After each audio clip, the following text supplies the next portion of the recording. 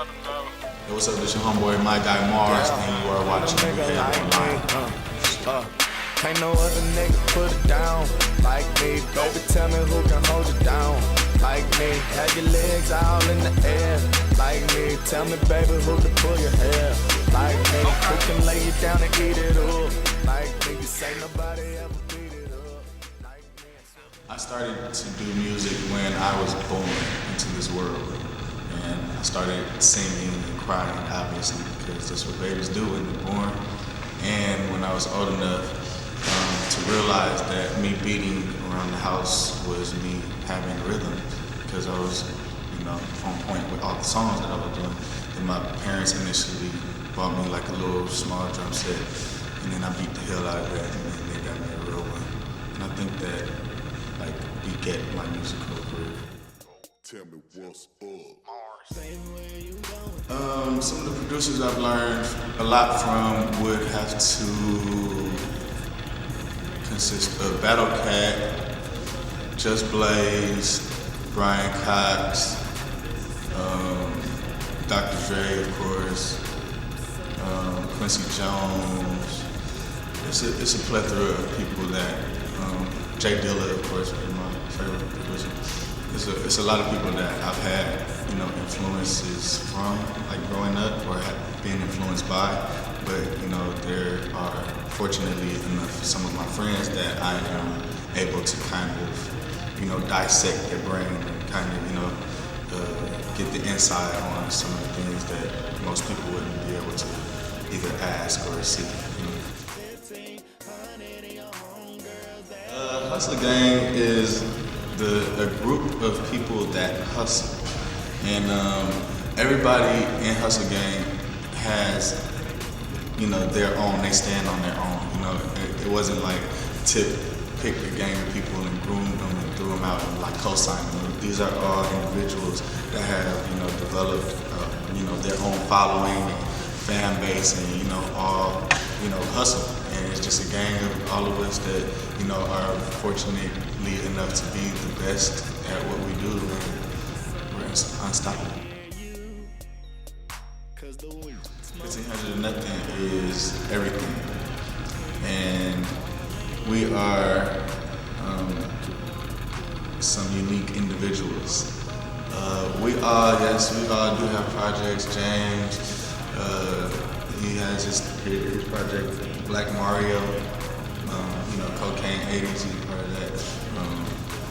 Lawrence and the band, we're working on some stuff for Hidden Beach, so it's like we kind of just all split up the work, as it comes.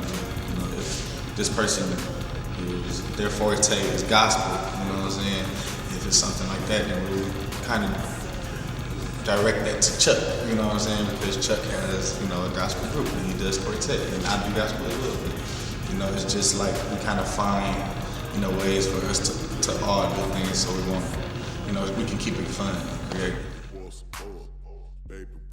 I think it's just because, growing up in church and growing up being the only boy, I wasn't the dude that was trying to go out and do all kind of stuff, because I wasn't allowed to do all of this stuff. So I had to kind of just hone in on something, and that was music. So, me playing the keyboard constantly, doing things like that, I had no choice but to listen to Thomas Whitfield or Clark Sisters or Commission, and sneak and listen to some even jazz or anything that my parents would listen to, Anita Baker. So I have a broad, musical, ear. So I don't know, it's like, why would I just limit myself to, confining to one sound just because that's what the radio plays?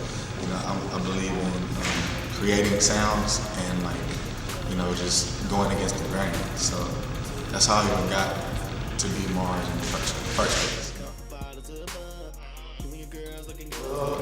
Each experience was different. The first, really, I had 3 projects that I put out. The first one that I put out was, it was funny how it started, because I was on tour with David Banner, and the last show, for whatever reason, I never sang ever in my life in front of people. For whatever reason, he's like, yo, what's up, everybody? 2,000 people, Mars got something to say to y'all. And sing something for him. And I'm just standing there oh my gosh, like he really put me on the spot. And like everybody, the band is quiet and stuff.